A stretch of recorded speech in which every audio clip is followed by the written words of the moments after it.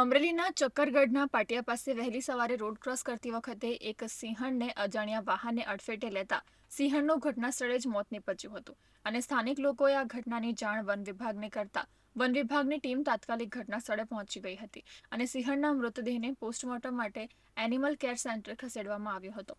Lilia Shetrunji one વિભાગ દ્વારા પોસ્ટમોર્ટમની કાર્યવાહી હાથ ધરાઈ હતી. વન વિભાગની અલગ અલગ ટીમો અકસ્માત સર્જનાર વાહનની ઓળખ માટે તપાસ કરી રહી છે. હાઈવે પરના સીસીટીવી ફૂટેજની તપાસ પણ શરૂ કરવામાં આવી છે.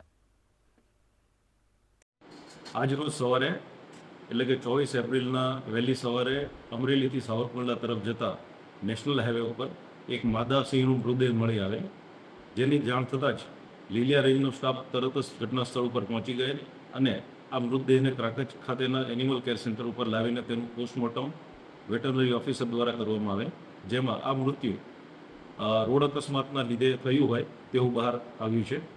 હાલમાં વન્યજીવ રેન્જ લીલિયા દ્વારા આ બાબતે કાયદેસરની કાર્યવાહી હાથ ધરવામાં આવેલ છે.